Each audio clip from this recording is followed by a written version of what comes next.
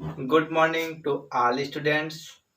Myself Chiranjeev Agrari and welcome to my YouTube channel PHY Hub Classes. आज आज का जो लेक्चर है उसमें आज मैं जो सिखाने वाला हूँ वो कॉम्पिटिटिव बेस है। हमने पिछले लेक्चर्स में आप लोगों को बताया था कि हम जो अगला लेक्चर लेंगे वो कॉम्पिटिटिव बेस होगा, उसमें डेरिवेशन होंगे कुछ, लेकिन एक डेरिवेशन या दो डेरिवेशन, एक डेरिवेशन तो सबको समझना है। बाकी अगर कोई चीज़ आपको नहीं समझ में आती है, पहली डेरिवेशन जब हम कराएंगे और आपको अगर कोई भी चीज़ नहीं समझ में आएगी तो आप तुरंत कमेंट में यस नो या नहीं आ रहा है सर, फिर से मैं उसको एक्सप्लेन कर दूंगा, ठीक है। और एक चीज़, आज की चीज़ शुरू करने से पहले स्क्रीन पर आप ये इमेज देखिए। ये जो इमेज बना हुआ है, इस इमेज का मतलब आज कुछ ऐसा ही होने वाला है। इस इमेज में देखिए, जो स्टेप फर्स्ट है उसकी हाइट जो है वो बहुत ऊंची दिख रही है, लेकिन जैसे ही आप फर्स्ट स्टेप चढ़ जाते हैं तो second step, third step, fourth step वो आपके लिए इजी होता चला जाएगा। आज कुछ ऐसा ही होने वाला है। जो पहला डेरिवेशन है, आज अगर आप उसको बहुत आसानी से समझ लेते हैं तो बाकी के डेरिवेशन आपको इजी वे में समझ में आ जाएंगे। इसलिए आपको पहला डेरिवेशन बहुत ही फोकस के साथ समझना है। तो ठीक है, आते हैं टॉपिक पे। और टॉपिक को स्टार्ट करने से पहले आप लोग थम्स अप कर दीजिए और फिर हम टॉपिक को स्टार्ट करते हैं। चलिए आज देखते हैं। हमारा जो फर्स्ट डेरिवेशन है वो इस कदर है कि हमारे पास एक रॉड है। कैसा रॉड है? एक रॉड है जिस पर Q charge, small Q charge uniformly distributed है। यूनिफॉर्मली डिस्ट्रीब्यूटेड है। तो हमको एक पॉइंट P गिवन है यहां पे, और इस रॉड की जो लेंथ गिवन है वो कैपिटल L गिवन है, और इस रॉड से P पॉइंट के बीच की जो डिस्टेंस गिवन है वो है स्मॉल r। इस रॉड के कारण इस पॉइंट P पर हमको इलेक्ट्रिक फील्ड फाइंड आउट करना है। क्या फाइंड आउट करना है? इलेक्ट्रिक फील्ड फाइंड आउट करना। क्वेश्चन तो सबको समझ में आ गया होगा। हमारे पास एक रॉड है जिस पर small Q charge uniformly distributed है और इस रॉड की लेंथ कैपिटल L है। यहां से जिस पॉइंट पर इलेक्ट्रिक फील्ड फाइंड आउट करना है उसके बीच की दूरी स्मॉल r है। इतना सबको समझ में आ गया। आगे देखते हैं हमको क्या करना है, ध्यान से समझिएगा। हमको अभी तक जो फार्मूला पता है इलेक्ट्रिक फील्ड फाइंड आउट करने के लिए, E इक्वल टू 1/4πε0 Q/r²। एक चीज हम लोग अच्छी तरीके से जानते हैं, ध्यान समझिएगा। अगर 1/4πε0 ना लिखना चाहें तो इसके प्लेस पे एक कांस्टेंट यूज किया जा सकता है जो होता है KQ/r²।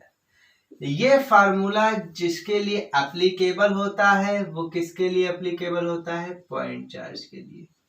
अगर पॉइंट चार्ज है और किसी पॉइंट पर इलेक्ट्रिक फील्ड पूछ रहा है तब ये फार्मूला एप्लीकेबल होता है।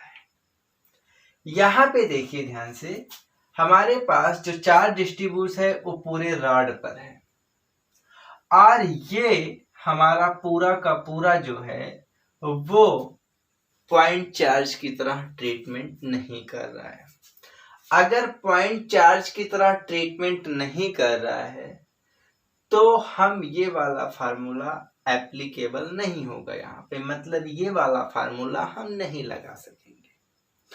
अब अगर ये वाला फार्मूला हम नहीं लगा पा रहे हैं, ध्यान समझिएगा, तो क्या करते हैं, जैसे हम ये नहीं कह सकते कि ये जो क्यू चार्ज है वो यहां पर है, या ये नहीं कह सकते कि ये क्यू चार्ज यहां पर है, या ये नहीं कह सकते कि क्यू चार्ज हमारा मिड पॉइंट पर है। ये सब हम नहीं कह सकते। तो हम कहते क्या हैं, ध्यान समझिएगा।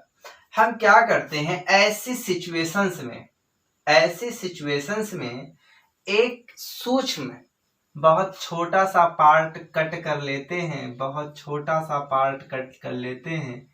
अब ये जो कट करने का चीज ध्यान में, बहुत छोटा सा पार्ट एज्यूम कर रहे हैं, और जो छोटा सा पार्ट एज्यूम कर रहे हैं उसको हमने नाम दे दिया dx। क्या नाम दे दिया? dx।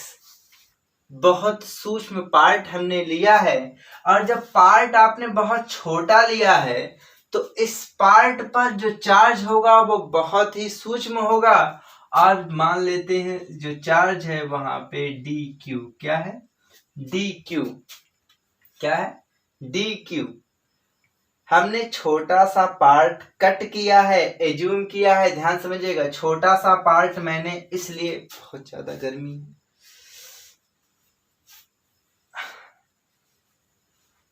ध्यान समझिएगा, ऊपर दिख रहा है ना?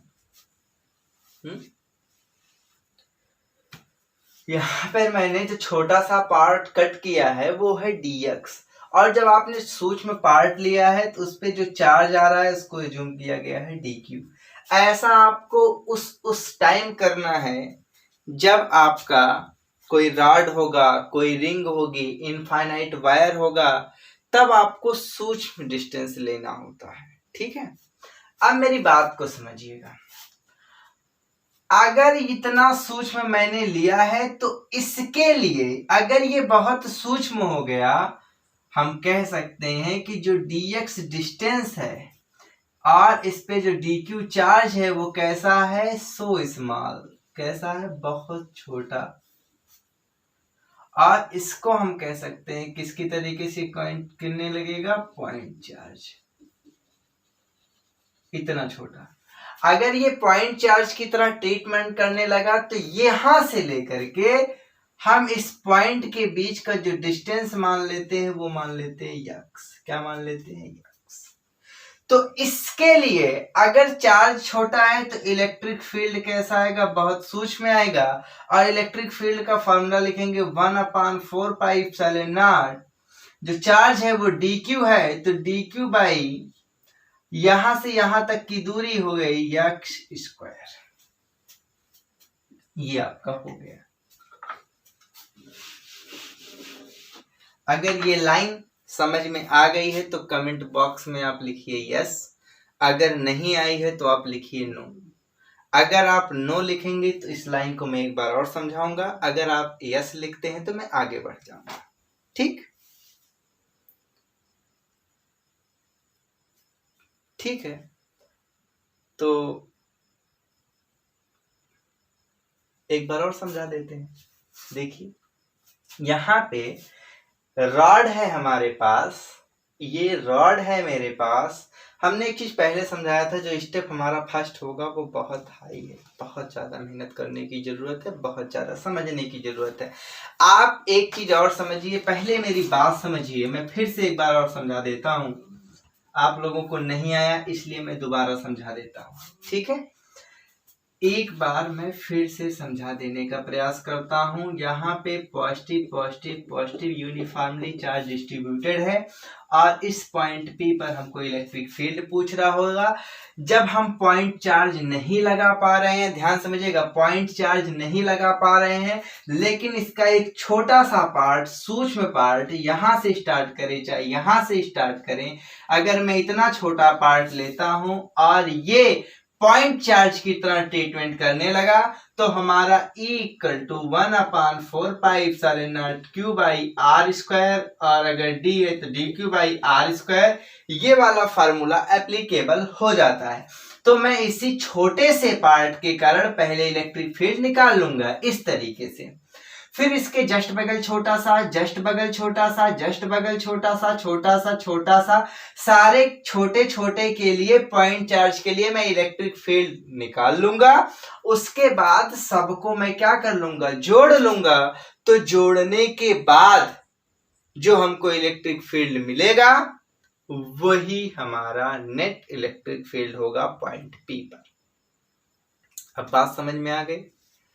फिर अब मेरी बात को समझिए। यहाँ पे तो हमने लिख दिया डी बराबर 1/4 डी क्यूब। अब ये जो छोटा सा पार्ट आप बीच में एज्यूम कर सकते हैं, यहाँ एज्यूम कर सकते हैं, यहाँ कहीं पर एज्यूम करिए, वहां से मैंने डिस्टेंस मान ली है यक्स। अब ये जो यक्स होगा ये वेरी करेगा, क्योंकि आप यहां से शुरू करोगे तो ये ऐसे ऐसे बढ़ते हुए मतलब यक्स का मान वेरी कर रहा होगा। क्या कर रहा होगा? वेरी कर रहा होगा, मतलब बदल रहा होगा। यक्स की जो वैल्यू होगी वो चेंज हो रही होगी बार बार। ठीक है। और मैंने कहा ये डी जो आया है इतने सूक्ष्म के लिए, तो यहां जैसे एक चीज और समझिए, अगर मैं आपसे कहूं 2 + 2 तो आप बोलेंगे 4। अगर मैं कहूं अगेन 2 + 2 + 2 + 2 + 2 तो आप बोलोगे 10। ऐसे अगर 2 + 2 जब तक छोटा छोटा है तो जोड़ने में आसानी हो रही है, जोड़ना पड़ रहा है, हम जोड़ ले रहे हैं, छोटा छोटा जोड़ना पड़ रहा है, हम जोड़ ले रहे हैं। लेकिन अगर यही चीज 2 डॉट डॉट डॉट डॉट ऐसे 20 टाइम्स आ जाए, तब अगर आप जोड़ेंगे तो आपका टाइम ज्यादा एक्सपेंड होगा, हमें ज्यादा टाइम स्पेंड करना होगा। तो ऐसे में अगर आपको एक चीज बता दी जाए कि ऐसे 20 टाइम्स हो या 50 टाइम्स हो, तो आप मल्टीप्लाई कर लीजिए, तो आपको जोड़ने की जरूरत नहीं पड़ेगी, तो जल्दी हो जाता है। इसी प्रकार यहां पे ध्यान समझिएगा, ये एक समझाने का तरीका था। इसी प्रकार यहाँ पे छोटे छोटे पॉइंट के कारण जब इलेक्ट्रिक फील्ड हमको बार बार निकाल के फिर जोड़ना पड़ता है, उसी जोड़ने के लिए एक नया टर्म यूज होता है जिसका नाम है क्या? इंटीग्रेशन। इंटीग्रेशन समाकलन, वो नया टर्म क्या है? इंटीग्रेशन। इंटीग्रेशन यहाँ पे क्या काम कर रहा होगा? जो काम हमने इसमें मल्टीप्लाई में दिखाया, प्लस था, सारा मल्टीप्लाई करके आंसर आ गया। ध्यान समझिए, सेम चीज नहीं है, सिर्फ उसको एक समझाने का रफली तरीका था। यहाँ पे इंटीग्रेशन टर्म हम इसलिए यूज करेंगे ताकि जो छोटा छोटा करके जोड़ना पड़ रहा है वो एक साथ हमको दे देगा। समझ में आ गया? अब एक के कारण आ गया है, और अगर सारे के कारण हम चाहते हैं तो सारे के कारण हमको क्या करना पड़ेगा? जोड़ना पड़ेगा। तो जोड़ना अगर नहीं चाहते तो क्या कर दें? इंटीग्रेशन कर दें। डी इक्वल टू इंटीग्रेशन 1/4 अब देखिए डी क्यू ध्यान समझिएगा, तो हम लोगों ने पढ़ा था लेमडा बराबर Q/L। और इन एलिमेंट्री फार्म का मतलब होता है जब हम सूक्ष्म की बात कर रहे होंगे, तो एलिमेंट्री फार्म में क्या होता है?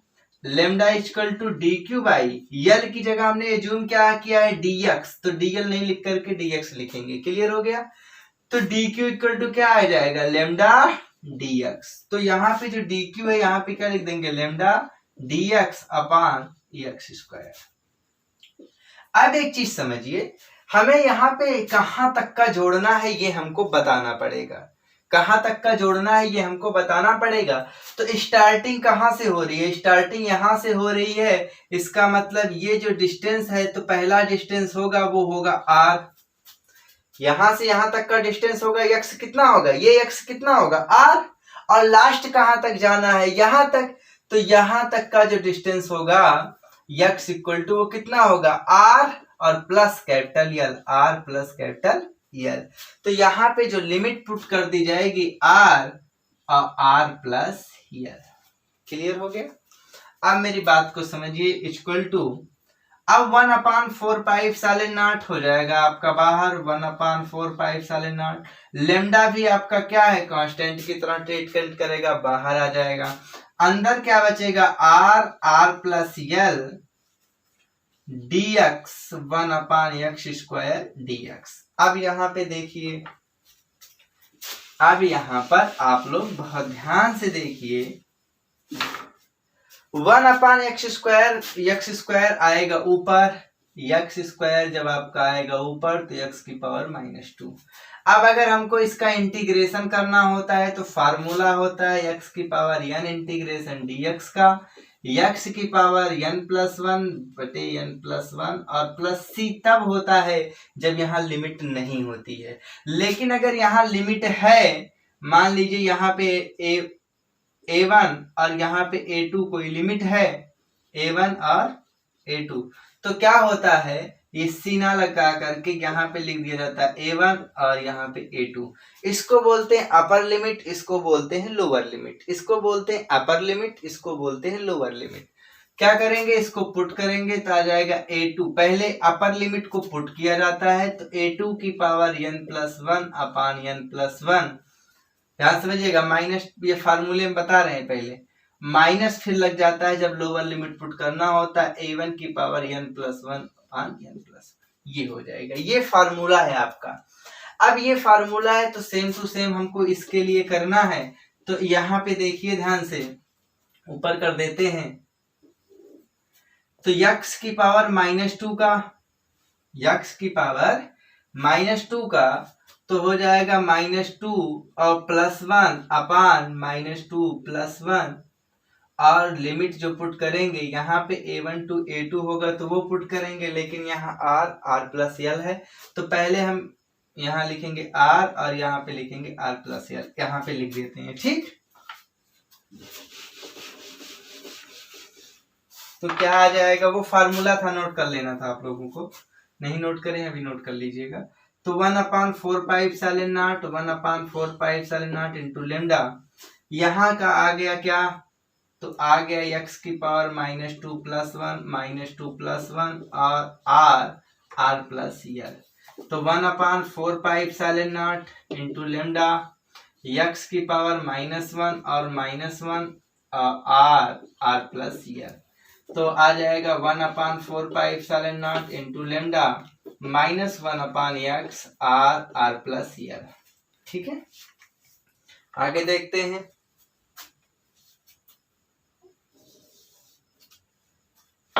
आगे क्या आ जाएगा, 1/4πε0 इंटू लेमडा, पहले पुट करेंगे तो -x की जगह क्या R+L, अपर लिमिट x की जगह पुट होगी माइनस और फिर अगेन माइनस हो जाएगा +1/R।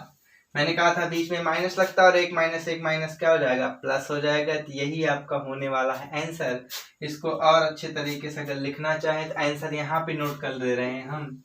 जो हमारा इलेक्ट्रिक फील्ड आ जाएगा ई नेट इक्वल टू वो आ जाएगा 1/4πε0 इंटू लेमडा 1/R-1/R+L। नोट कर लीजिए, यही हो जाएगा आंसर।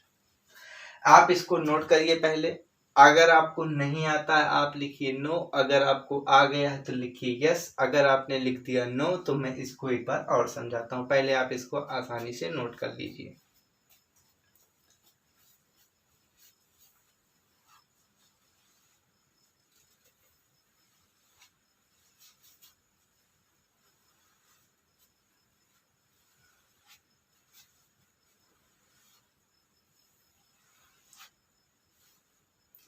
ठीक हो गया। अब मेरी बात को सुनिए। कुछ बच्चों को प्रॉब्लम्स हो रही है, उस प्रॉब्लम को मैं एक बार और अभी देखिए, पहला है जब दूसरा कराएंगे तो आप और इजी वे समझ जाएंगे, तीसरा कराएंगे आप और इजी वे समझ जाएंगे। एक बार मैं और समझाने का प्रयास करता हूं। जैसे मेरे पास ये रॉड है, इस पॉइंट पर इलेक्ट्रिक फील्ड फाइंड आउट करना है, ठीक। तो हम ऐसे एक साथ नहीं निकाल सकते, तो हमको छोटे छोटे स्ट्रिप में इसको बांटना पड़ेगा। और छोटा छोटा जो स्ट्रिप होगा, स्ट्रिप मतलब पट्टी, इतनी छोटी होनी चाहिए कि वो ट्रीटमेंट करने लगे पॉइंट चार्ज की तरीके से। क्यों पॉइंट चार्ज की तरीके से आपको करना है? क्योंकि ताकि हम पॉइंट चार्ज वाला फार्मूला लगा सकें। तो इसको इतने पार्टों में तोड़ा गया। अब मेरी बात समझिए, यहाँ बीच में लिख दिए हैं, चाहे यहाँ से आप लिखते चाहे यहाँ से लिखते, आप कहीं से लिख सकते थे।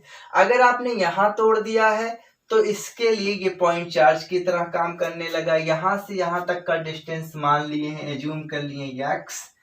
तो जो इसके कारण इलेक्ट्रिक फील्ड आने वाला है 1/4π Q/R, Q की जगह क्या है dQ/R यानी x²।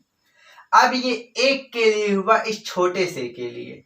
ऐसे सारे के लिए करना होता है तो इंटीग्रेशन यूज होता है। तो मैंने इंटीग्रेशन लगा दिया है, इंटीग्रेशन के लिमिट रखी है, क्योंकि यहां से लेकर के मुझे यहां तक स्ट्रिप तोड़ना था तो एक एक स्ट्रिप की वैल्यू रखनी थी। तो R to R+L, और जो इस ये हमारा पहला वाला था, और dQ की जगह हमने अभी समझाया था कि डी क्यू की जगह क्या लिखेंगे, D Q upon D x. Elementary form के लिए यल होता था तो यक्स, तो D Q equal to lambda into D x.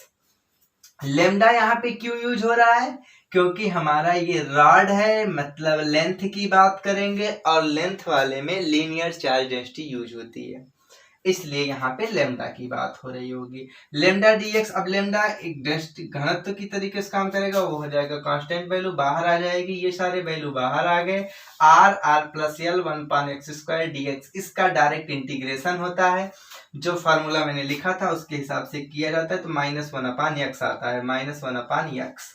Are to पहले अपर लिमिट फिर लोअर लिमिट, जब लोअर लिमिट पुट करते हैं बीच में माइनस माइनस प्लस हो जाएगा, ये आपका आ गया, ये आपका आंसर आ गया। ठीक है, अब अगर ठीक है थोड़ा अगर कम आ रहा है कोई बात नहीं, अभी हम नेक्स्ट वाला कराने चल रहे हैं। नेक्स्ट वाला क्वेश्चन जो था वो किसी बच्चे के द्वारा पूछा गया था, वो AIEEE 2010 का क्वेश्चन है, तो वो बच्चे के द्वारा पूछा गया, इसलिए पहले हम उसको कराएंगे, फिर आगे हम बात करेंगे। ये आप लोग नोट कर चुके होंगे। चलिए देखिए आगे देखते हैं, वो क्वेश्चन है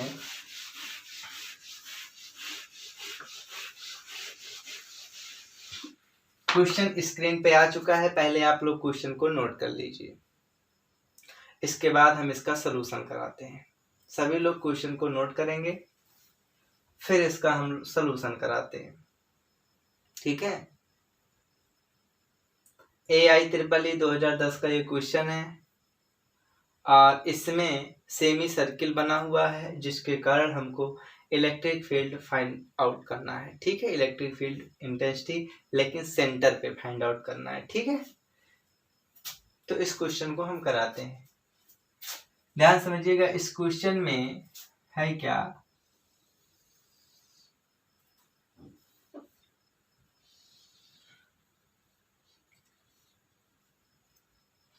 इस सेंटर पर हमसे पूछ रहा है और ऐसे लाइन दे रखी है, यहाँ पे जे कैप बना नहीं रहे हैं, ऊपर ऐसे लिख दे रहे हैं, यहाँ जे कैप है, ऐसे इधर दिया गया है आई कैप, बीच में भी कुछ और बनाना है इसलिए नहीं बना रहे हैं, ऐसे जानते रहो, इधर जे कैप है इधर आई कैप है, डायरेक्शन इसकी दी गई है। ये क्या है आपका सेमी सर्किल ऑर्डिनरी। अब मेरी बात समझिए, अगर इस पॉइंट पर हमको इलेक्ट्रिक फील्ड फाइंड आउट करना है, क्या करना है, इलेक्ट्रिक फील्ड फाइंड आउट करना है, और इस पे कहा गया क्यू चार्ज दिया गया है, तो क्यू चार्ज कहाँ डिस्ट्रीब्यूट होगा, इसके पृष्ठ पर इस तरीके से, और अगर इस पृष्ठ पर ध्यान समझिएगा, अगर इस पृष्ठ पर ध्यान समझिएगा, जैसे ये पेन थी तो ये इस पर चार्ज अगर डिस्ट्रीब्यूट होगा तो लेंथ की बात करेंगे। अब यही चीज अगर सेमी सर्किल के तरीके का हो गया है तो ये भी तो इसी पे डिस्ट्रीब्यूट हो रहा है, इसका मतलब लेंथ की बात हो रही है, किसकी बात हो रही है, लेंथ की बात हो रही है। और अगर लेंथ की बात हो रही है तो इसका मतलब अगेन लेमडा की बात होने वाली है। तो लेमडा की बात होने वाली, ठीक है, लेकिन हमको पॉइंट चार्ज का फार्मूला एप्लीकेबल करना है, तो आपको छोटी सी स्ट्रिप कट करनी पड़ेगी। अब मैं छोटा सा पार्ट यहाँ पे कट कर लेता हूँ कि ये छोटा सा पार्ट मैंने कट कर लिया। इस छोटे से पार्ट का नाम मैंने रखा है डीएल। क्या रखा है, डीएल। अब मेरी बात समझिए, यहाँ पे हम और छोटा कर लेंगे तो आपको दिखेगा नहीं, नहीं तो हम बहुत छोटा करने वाले थे, इतना छोटा है अप्रॉक्स, समझिए छोटा सा एकदम। अब मेरी बात समझिए, अगर इस डीएल के कारण इलेक्ट्रिक फील्ड देखें तो इलेक्ट्रिक फील्ड की जो डायरेक्शन होगी वो क्या होगी, ये होगी दी, समझिएगा। और ये यहां से बना रहा होगा थीटा एंगल, तो इसके दो कंपोनेंट ये टूट जाएगा, एक कंपोनेंट क्या बनेगा डीई cos थीटा, और दूसरा कंपोनेंट क्या बनेगा डीई sin थीटा। एक कंपोनेंट बनेगा डीई cos थीटा, एक कंपोनेंट बनेगा डीई sin थीटा। अब मेरी बात समझिए,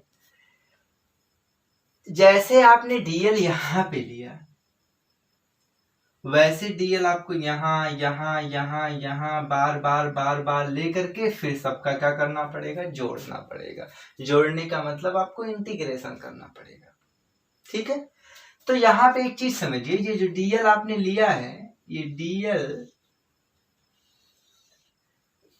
ये डीएल है आपका, छोटा सा जो पार्ट आपने लिया है, यहाँ पे इसका एंगल हो जाएगा डी थीटा, और इसकी रेडियस गिवन है स्मॉल आर। क्वेश्चन में गिवन है स्मॉल आर रेडियस। क्या गिवन है? Small R. स्मॉल आर इसकी रेडियस गिवन है, और जो छोटा सा पार्ट होने वाला है वो डी थीटा। अब मेरी बात समझिए, पिछली बार में सिस्टम क्या था? पिछली बार का जो सिस्टम था, यहाँ पे पॉजिटिव पॉजिटिव पॉजिटिव, और यहाँ पे पॉइंट पी था, तो डी की डायरेक्शन ये होने वाली थी। मतलब यहाँ पे कोई कंपोनेंट नहीं था, तो डायरेक्टली काम हो गया। लेकिन यहाँ पे दो कंपोनेंट मिल रहे हैं, तो डायरेक्टली काम नहीं होगा। आपको सोचना पड़ेगा कि क्या कोई कंपोनेंट कैंसिल हो रहा है। अगर नहीं कैंसिल हो रहा होगा तो दोनों को लेके चलना पड़ेगा। अब मेरी बात समझिए, अगर डीएल मैंने यहाँ लिया है, ठीक, तो इलेक्ट्रिक फील्ड की डायरेक्शन ये, तो इसके दो component cos theta sin theta. ऐसे अगर मैं इसी के सिमेट्रिक, जस्ट इसी के सिमेट्रिक यहां लू, जस्ट मैंने इसी के सिमेट्रिक यहां लिया, तो इलेक्ट्रिक फील्ड की डायरेक्शन ये होगी।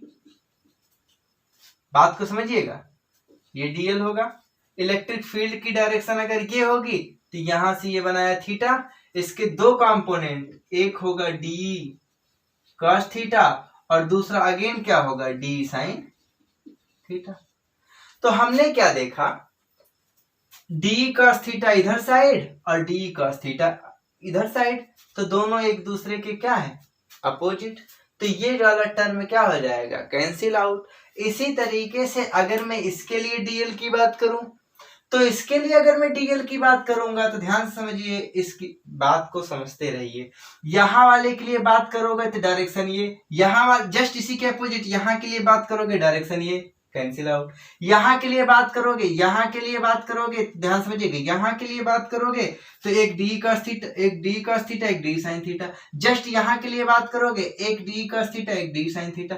तो जो डी sin थीटा है वो नीचे नीचे नीचे नीचे मिल रहा है, और जो डी cos थीटा है वो बार बार, जैसे यहाँ जूम कर रहे हो तो भी अपोजिट, हर बार आपको मिल रहा है अपोजिट। इसका मतलब डी cos थीटा वाला क्या हो जाएगा आपका, कैंसिल आउट।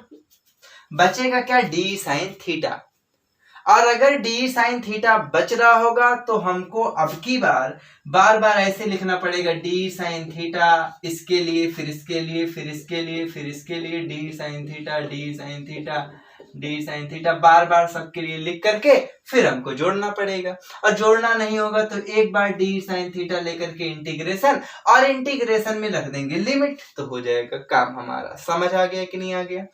तो यहाँ पे सबसे पहले जब आपने छोटा सा पार्ट लिया है डीएल, तो इस पे जो चार्ज होगा छोटा सा, सूक्ष्म होगा डी क्यू। तो हम करते क्या है, अगर हम डी लें, डी छोटा सा जो इलेक्ट्रिक फील्ड आएगा वो आएगा 1/4πε0, 1/4πε0 इंटू डी क्यू बटे अपॉन आर स्क्वायर। तो रेडियस जो है वो स्मॉल आर है, रेडियस जो है इसका स्मॉल आर है, तो स्मॉल आर स्क्वायर, ये आपका आ जाएगा। अब मैंने कहा बार बार क्या बच रहा है, D sin theta, D sin theta, D sin theta. तो हमको जो इंटीग्रेशन करना होगा, या ई नेट जो निकल के आएगा, वो integration of D sin theta. और डी sin थीटा में आपको लिमिट पुट करनी पड़ेगी, बहुत ध्यान समझिएगा। अगर आपको लिमिट पुट करनी है तो लिमिट कैसे, वहां पे जो लिमिट थी वो इस तरीके से थी। शुरू कहां से हुआ था, x = r से, आया कहां तक था, r + l से। यहां शुरू कहां से हो रहा है, थीटा = 0 से। थीटा की बात होगी क्योंकि यहाँ पे डी थीटा, देखो थीटा, यहाँ पे जो वेरी कर रहा है, मेरी बात को समझिए, यहाँ पे r जो है सेम है, r वेरी नहीं कर रहा है, वेरी क्या कर रहा है, थीटा। जैसे ऐसे बढ़ रहे हैं, थीटा 10 डिग्री, 20 डिग्री, 30 डिग्री, 40, 50, 60, ऐसे बढ़ते बढ़ते क्या बढ़ रहा है, थीटा। अगर वेरी थीटा कर रहा है तो लिमिट किसकी पुट करेंगे, थीटा की। थीटा शुरू कहां से हुआ, 0 डिग्री से, जा कहां तक रहा है, समझ नहीं आ रहा, लग रहा है आ रहा है। थीटा = 0, शुरुआत कहां से हुई, 0 से, जा कहां तक रहा है, धीरे धीरे, ये हो गया π/2, यहां तक जाए तो कितना आ गया, पाई, 0 to π। बात आ गई समझ में। और डी sin थीटा, अब आगे देखिए ध्यान से, = 0 to π,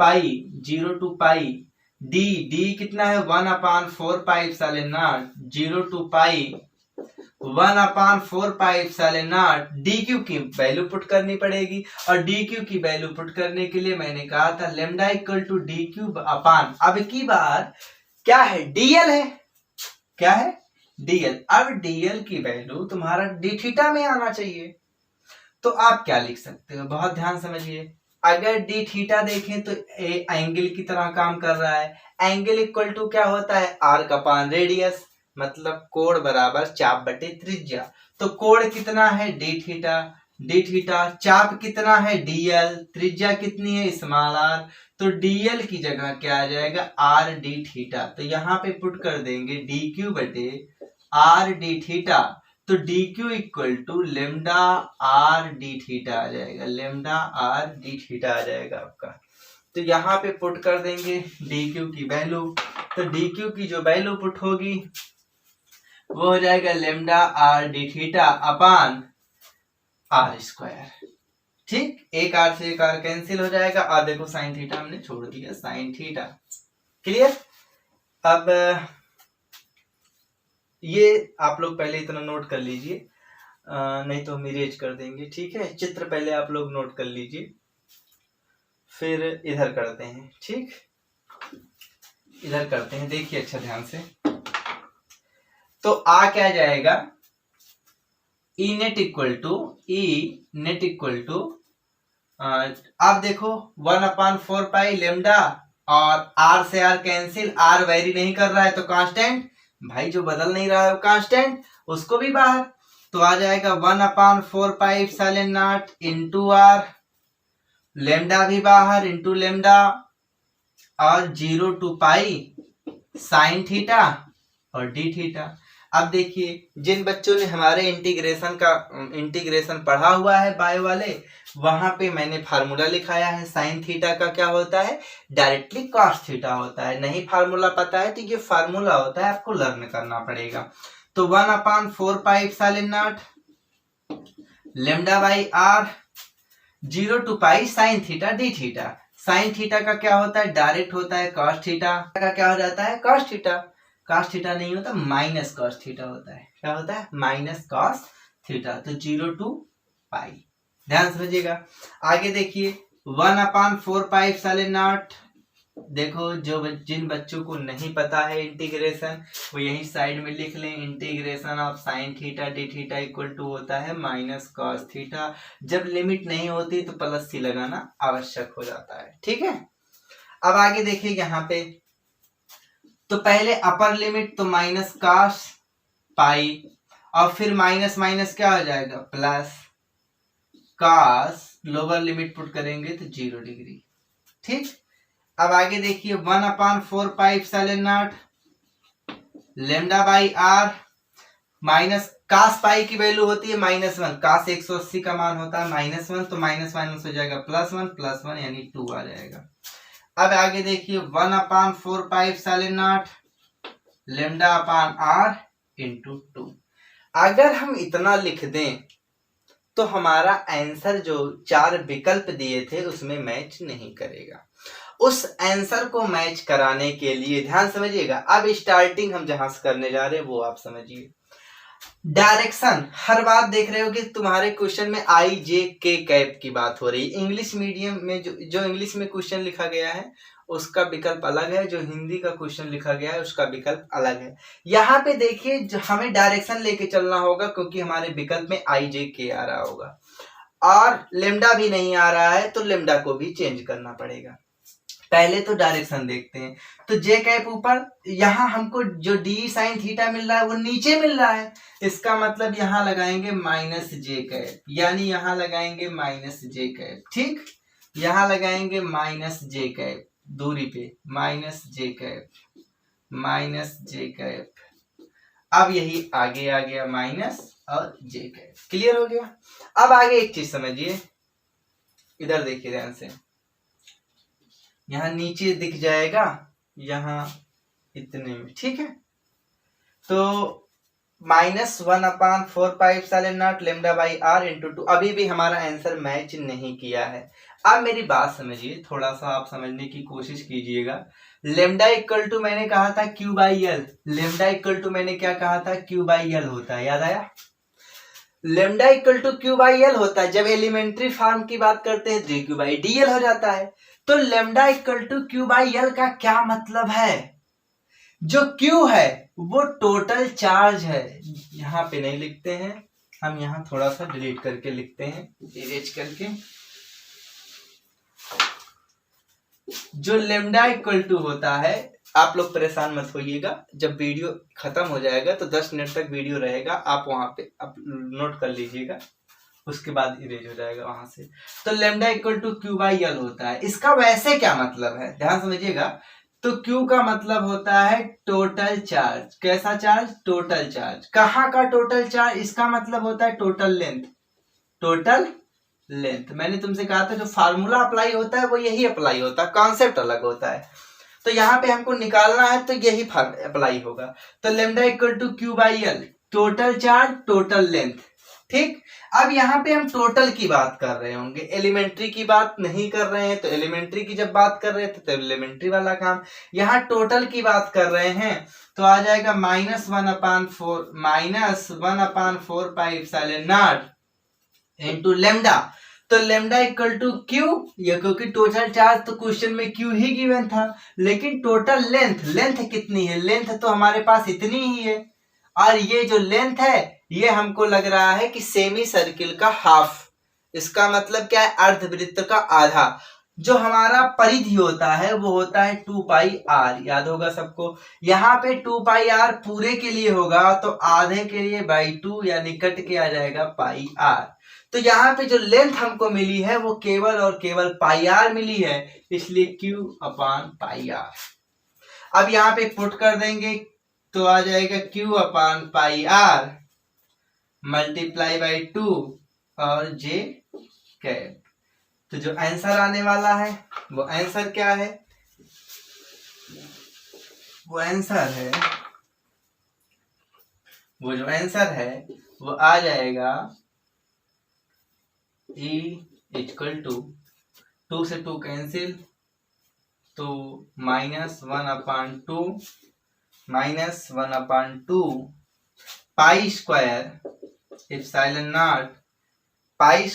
epsilon naught R into Q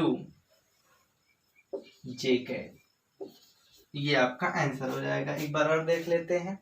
lambda by are, ध्यान समझिएगा, लेमडा बाई आर इंटू 2। तो यहाँ पे मैंने केवल लेमडा की वैल्यू पुट की है, एक आर मैंने मिस कर रखा है। ये केवल लेमडा की वैल्यू है, इसका मतलब एक आर और है नीचे, यहाँ पे आ जाएगा आर स्क्वायर। ये है आपका आंसर।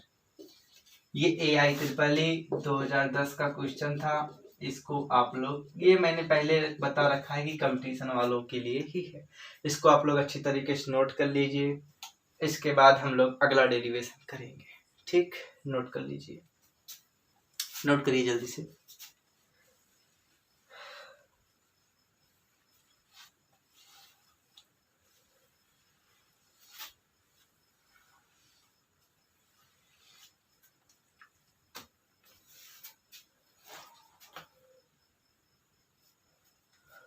चलिए आगे देखते हैं।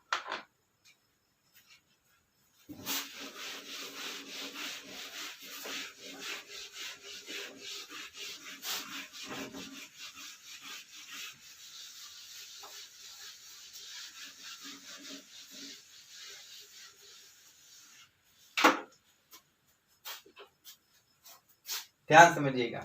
तीसरा क्या है? तीसरा हम लोग कराएंगे रिंग के कारण। किसके कारण? रिंग के कारण। ध्यान समझिएगा। तो इलेक्ट्रिक फील्ड फाइंड आउट करना होगा। एक रिंग होगा ऐसे, ये एक रिंग होगा जिसके एक्सिस पे जो सेंटर होगा उससे एक्सिस ऐसे लाइन ड्रा करेंगे, और यहाँ पे एक पॉइंट P होगा, इसी पर हमको इलेक्ट्रिक फील्ड फाइंड आउट करना होगा। यहाँ पे हम लोग यूनिफॉर्मली चार्ज डिस्ट्रीब्यूट किए हुए हैं, मतलब स्मॉल q चार्ज इसको गिवन है, अब मेरी बात को समझिएगा, वो अभी तुमने जो किया वो सेमी सर्किल था और ये आपका रिंग है। क्या है? रिंग है आपका। और इस पॉइंट P पे किसके सेंटर से स्मॉल p दूरी पर इसकी जो डिस्टेंस है वो है स्मॉल r, और इसका जो रेडियस है वो है a। क्या है? a। अब मेरी बात समझिएगा, जैसे अगर ये रिंग है तो रिंग ऐसे ही तो होता है हाथ में। हमको फिर अगेन क्या फाइंड आउट करना है? इलेक्ट्रिक फील्ड ही फाइंड करना है, लेकिन ड्यू टू रिंग, और कहाँ पे? एक्सिस बेस पे। ठीक। अब मेरी बात समझिए, एक चीज समझिए ध्यान से, हमको इलेक्ट्रिक फील्ड फाइंड आउट करना है। ठीक है, कहाँ पे फाइंड आउट करना है? यहाँ पे फाइंड आउट करना है। तो हमारा रिंग ऐसे होता है, जो हमारे हाथ में अंगूठी होती है, जो रिंग होता है वो इसी तरीके से तो होता है। इसको मैंने निकाला और मैंने यहाँ पे मान लीजिए पुट कर दिया। अब अगर इसके एक्सिस पे फाइंड आउट करना है, यानी ऐसे यहाँ कहीं पे इसके एक्सिस पे पुट करना है, तो यानी यहाँ कहीं पे। अब अगर यहाँ, तो हवा में 3D फिगर बन जाएगा। हवा में अगर ऐसे बात करेंगे 3D फिगर हो जाएगा। इसी फिगर को क्या करते हैं? ऐसे उठा देते हैं। देखो ध्यान से, इस रिंग को ऐसे खड़ा कर देते हैं। जब रिंग ऐसे खड़ा होगा तो ये कहाँ चला जाएगा? ऐसे। रिंग ऐसे था, ऐसे खड़ा करेंगे तो ये हो जाएगा ऐसे। तो मतलब रिंग जो यहाँ पे है मैंने ऐसे कर रखा है, तो ये पॉइंट यहाँ आ गया। क्लियर हो गया? अब हमको अगर इस पॉइंट P पे इलेक्ट्रिक फील्ड फाइंड आउट करना है, तो सेम कंडीशन वैसे ही होगी जैसे हम पहले कर रहे थे। इस पर एक छोटा सा पहले लेंगे, क्या? dl, जिस पे चार्ज क्या होगा? dq। और इस dl से इस पॉइंट P पर ऐसे इलेक्ट्रिक फील्ड की जो डायरेक्शन होगी वो कैसी होगी? इलेक्ट्रिक फील्ड ऐसे डायरेक्ट सीधे जाएगा ना, क्योंकि एक वेक्टर क्वांटिटी है वो, तो ऐसे जाएगा। तो ऐसे जब जाएगा तो यहाँ पे एक एंगल बना लेते हैं थीटा, ये हो जाएगा थीटा। तो इसके दो कंपोनेंट बनेंगे, एक बनेगा d cos थीटा, और जो दूसरा बनने वाला है, ध्यान से समझिए, यहाँ पे बन गया d cos थीटा, दूसरा जो बनेगा वो क्या बनेगा? d sin theta.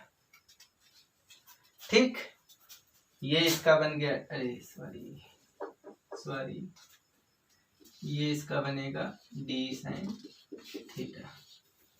अब सेम अगर हम यहां से बात करें, dl यहाँ छोटा सा dl लेकर के यहाँ की बात करें, तो ये भी ऐसे जाएगा और ये बनाएगा थीटा। तो इसके लिए जो कंपोनेंट बनेगा वो क्या बनेगा? d cos थीटा, और जो दूसरा कंपोनेंट बनेगा वो क्या बनेगा? d sin theta. ऐसे हर एक पॉइंट बहुत ध्यान से पहले मेजर करिए, इसको थोड़ा सा इमेजिन करने का प्रयास करिए। एक रिंग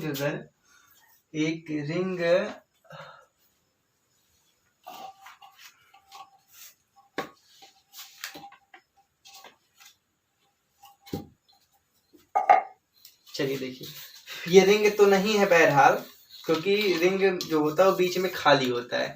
लेकिन ये इमेजिन करिए कि बीच में हमारा खाली है। बीच में कैसा है? खाली है। ये है, केवल ऊपर वाला ही पोर्शन देखिएगा। अब मेरी बात समझिए, ये पूरा खाली है, तो सेंटर से इस पॉइंट पर हमको इलेक्ट्रिक फील्ड फाइंड आउट करना है। तो ध्यान समझिए, यहां से यहां तक का डिस्टेंस, जो ऐसे डिस्टेंस होगा, ये वाला डिस्टेंस, जितनी दूरी इसकी होगी उतनी दूरी इसकी होगी, उतने इसकी होगी, उतने इसकी होगी, सबकी दूरी जो होगी वो कैसी होगी? बराबर होगी। तो मेरे कहने का मतलब है, अगर मैंने ये एक पॉइंट लिया है तो इसके जस्ट अपोजिट में यहाँ एक पॉइंट लिया। अगर मैंने यहाँ कोई पॉइंट लिया तो इसके जस्ट अपोजिट में यहाँ से ऐसे मिलेगा तो यहाँ से ऐसे मिलेगा, यहाँ से ऐसे मिलेगा तो यहाँ से ऐसे मिलेगा। तो यहाँ पे सीखने को क्या मिल रहा है? मैं आपको बताता हूँ। सीखने को ये मिल रहा है, जैसे वहां पे देख रहे थे कि बार हर एक जगह लेने से, वहां पे मैंने 2-3 जगह लेकर के दिखाया था, तो कास थीटा वाला कैंसिल हो जा रहा था। कास थीटा वाला क्या हो जा रहा था? कैंसिल हो जा रहा था। लेकिन यहाँ पे अगर देखोगे तो आपको कौन वाला कैंसिल आउट मिलेगा? डी साइन थीटा, और डी साइन थीटा यहाँ पे अपोजिट है, जो कि क्या हो जाएंगे? कैंसिल आउट हो जाएंगे और केवल डी कॉस थीटा इस तरीके का मिलता चला जाएगा। इसका मतलब यहाँ पे जो सम करना है वो डी कॉस थीटा का करना है। ठीक, तो पहले हम सूक्ष्म के लिए निकालेंगे, तो हमारे पास जो डी निकल के आएगा और लेमडा इसका क्या होगा, लीनियर चार्ज डेंसिटी होगा। तो 1/4 पाई एप्सिलॉन नॉट, अगर 1/4 पाई एप्सिलॉन नॉट नहीं लिखना चाहते तो के लिख लीजिए, के इंटू, ध्यान समझिए के कुछ नहीं, वही 1/4 पाई से वो लंबा पड़ता आता था क्योंकि इसमें कुछ वैसे ही लंबा होने वाला। तो यहां से ये पॉइंट चार्ज की तरह ट्रीटमेंट करने लगा, तो यहां से यहां के बीच की डिस्टेंस को मान लेते हैं यक्स, क्या मान लेते हैं यहां से यहां तक की दूरी की यक्स, तो डी क्यू अपान यक्स स्क्वायर। ठीक, अब यक्स हमारे क्वेश्चन में गिवन नहीं है, तो हमारे क्वेश्चन में जो गिवन है वो ए और आर, तो पाइथागोरस प्रमेय लगा देंगे। पाइथागोरस प्रमेय लगाने के लिए क्या होता है, जो हमारा ये होता है हाइपोटेनस वो होता है ए स्क्वायर प्लस आर स्क्वायर। तो जो यक्स बराबर आ गया वो आ गया यक्स स्क्वायर इक्वल टू इतना, तो यक्स इक्वल टू आ गया A square plus R square under root में। और अगर स्क्वायर रूट ना लिखना चाहें तो आप पावर लगा दीजिए 1/2। तो यहाँ पे इसका स्क्वायर ही है तो आ जाएगा K into D Q upon A square plus R square. ये हो गया हमारा केवल और केवल कहाँ के लिए, इस पॉइंट के लिए। अब ऐसे इस पॉइंट हर पॉइंट के लिए निकालेंगे और जोड़ेंगे, तो हर पॉइंट के लिए जो जिंदा बच रहा है वो D cos theta D cos theta D cos theta D cos theta. तो इसका मतलब जो समेशन करना है, जो जोड़ने का काम करना है वो D cos theta D cos theta D cos theta का करना है। अब अगर हम जोड़ना नहीं चाहते तो करते क्या है, अगर हम नहीं जोड़ना चाहते तो क्या करते हैं, हम लोग इंटीग्रेशन का यूज करते हैं। तो यहाँ पे हम क्या करने वाले हैं आगे, यहाँ पे हम लगाने वाले हैं, जब हमको ई नेट लिखना होगा तो हम लिखेंगे डी ई कॉस थीटा। क्या लिखेंगे, डी कॉस थीटा। अब यहाँ पर भी आपको एक चीज सोचना पड़ेगा, पूछो क्या, यहाँ पर भी आपको एक चीज सोचना पड़ेगा। अब मैं आपको बताता हूं, जैसे डी कॉस थीटा आप अगर लिख लिए हैं तो डी की वैल्यू अगर आप पुट करिए तो डी की वैल्यू आ जाएगा K into D Q upon A square plus R square और कास थीटा। तो कास थीटा इक्वल टू क्या होता है, ध्यान समझिएगा, कास थीटा इक्वल टू क्या होता है, आधार अपान कर। ठीक, तो बेस अपान हाइपोटेनस, तो आर बाई यक्स, और यक्स हमको यूज नहीं करना है तो आ जाएगा आर अपान अंडर रूट यानी A square plus R square की पावर 1/2। तो आ जाएगा R upon under root A square plus R square की पावर 1/2। और मैंने कहा था डी क्यू नहीं लिखेंगे तो डी क्यू लेमडा बराबर क्या होगा, डी क्यू बाई ये सूक्ष्म जो है वो हो जाएगा डीएल। तो lambda D Q equal to क्या लिखेंगे, लेमडा और डीएल, लेमडा और डीएल। अब बहुत लोग सोच रहे होंगे सर डी क्यू क्यों नहीं रहने दे रहे हैं, लेमडा डीएल क्यों लिख रहे हैं। तो मैंने कहा था लेमडा डेंसिटी का काम करेगा और डीएल सूक्ष्म रूप। ध्यान समझिए, इसका मल्टीप्लाई इतने पार्ट में जो चार्ज, ध्यान समझिए इतने पार्ट में जो चार्ज स्टोर है वो लेमडा इंटू डीएल। अगर ऐसे ऐसे बढ़ाते जाएंगे तो सारे का निकल के, अगर क्यू निकालना चाह रहे हो, क्या निकालना चाह रहे हो, क्यू निकालना चाह रहे हो तो लेमडा इंटू एल करना पड़ेगा। और यल भी नहीं होगा क्योंकि टोटल लेंथ, तो यल नहीं होगा तो क्या होगा 2 पाई ए।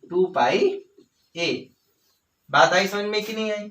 चलिए अभी इसकी बात नहीं करते, अभी हम केवल कहते हैं कि डी क्यू इक्वल टू क्या पुट करना पड़ेगा। तो आ क्या जाएगा,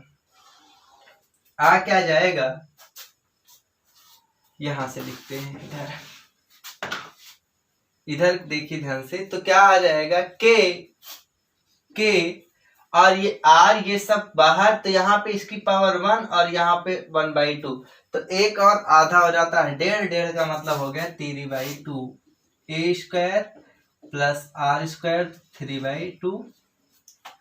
और जो डी क्यू है वो हो चुका है लेमडा डीएल, लेमडा और डीएल, कुछ बचा तो नहीं, के ए स्क्वायर प्लस आर स्क्वायर की पावर 3/2 और डी क्यू हो गया। ठीक है, आर इंटू आर बच रहा है तो आर यहाँ आ चुका है। ठीक, तो K R A square plus R square की पावर 3/2, लेमडा को कर लिया मैंने बाहर, तो यहाँ पे आ गया डीएल। अब मेरी बात समझिए, तो डीएल, अब यहाँ पे लिमिट नहीं रखते हैं तो भी कुछ नहीं करना है, पूरा डीएल, इसी डीएल को जोड़ना है, ध्यान समझिएगा, डीएल डीएल डीएल डीएल छोटा छोटा DL DL DL DL DL DL DL DL DL DL DL DL DL DL DL DL DL, तो पूरा का पूरा जो डीएल मिलेगा अगर आप पूरा जोड़ लोगे तो रिंग की परिधि तो मिलेगी, सरकमफेरेंस ही तो मिलेगा। तो सरकमफेरेंस जो होता है वो रिंग का क्या होता है, 2πr। तो यहाँ पे इसका जो पूरा मिलने वाला है आ जाएगा k into R into lambda upon A square plus R square की पावर 3/2, इसको लिख देंगे 2πa। क्या लिख देंगे, 2πa,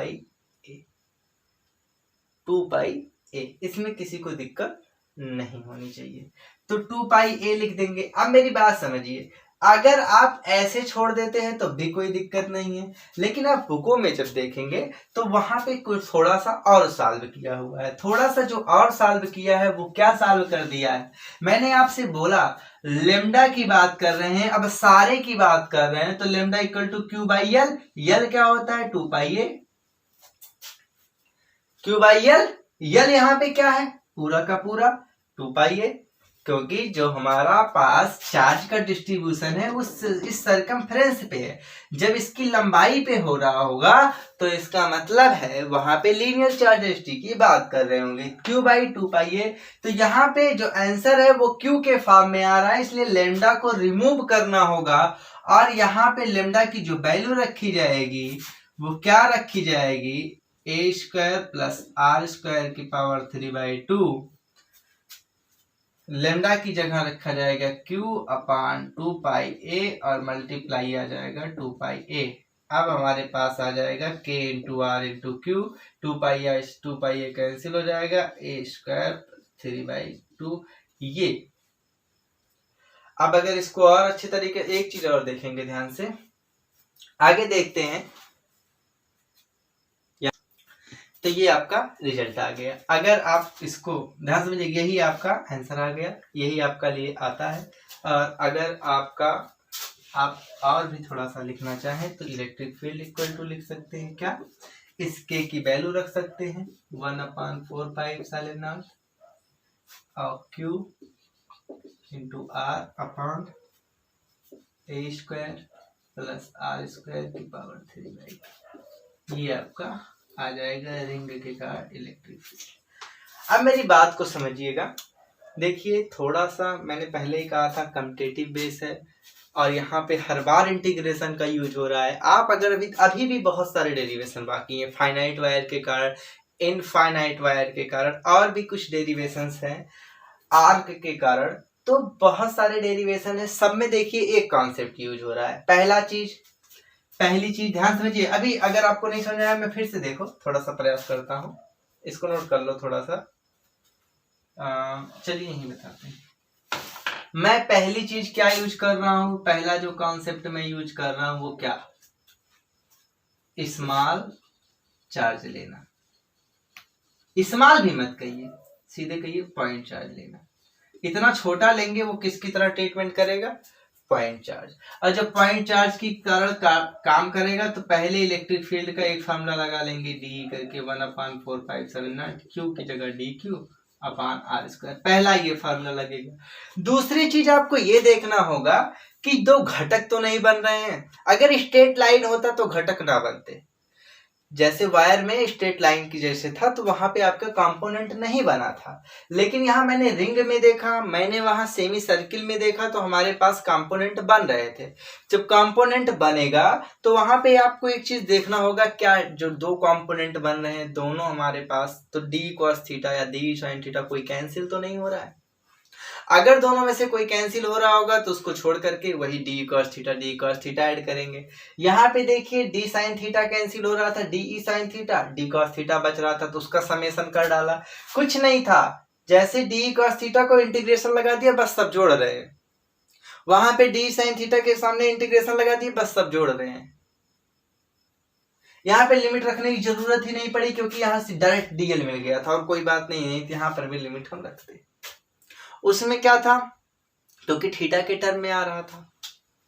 ठीक है, अब आगे ध्यान समझिएगा, आगे जो हमारा अगला टॉपिक होने वाला होगा, अब जैसे इनफाइनाइट वायर, फाइनाइट वायर और भी सारे डेरिवेशन है, बट उसको मैं नहीं कराऊंगा क्योंकि वो बोर्ड पर्पज से इम्पोर्टेंट नहीं है, वो कंपटीशन पर्पज से इम्पोर्टेंट है। तो आगे का जो लेक्चर होने वाला है वो डायरेक्ट हम डायपोल पे आ जाएंगे क्योंकि अब चैप्टर हमको एंड भी करना है।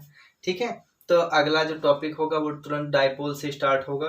ठीक है, ये चैप्टर 1-2 लेक्चर में ख़त्म भी हो जाएगा, उसके बाद सारे न्यूमेरिकल्स कराए जाएंगे। फिर कॉम्पिटिटिव का एक अलग से वीडियो बना करके जो कंपटीशन के लायक इम्पॉर्टेंट होगा उसको उसमें इंक्लूड करते हुए फिर कॉम्पिटिटिव एग्जाम के हम न्यूमेरिकल सॉल्व कराएंगे। और एक चीज़ ध्यान रखना है, अगर आपके डेरिवेशन नहीं आता है आपको, तो एक चीज़ मैं कहना चाहूँगा कि आप इसको बार बार प्रयास करिए, आप इसका बार बार प्रयास करिए। अगर कमेंट में अगर आपने एक बार लिख दिया कि सर जी हमको थोड़ा सा कम समझ में आया, तो मैं आपसे यही रिक्वेस्ट करूंगा कि प्लीज कम से कम 1 से 2 बार खुद प्रयास करिए।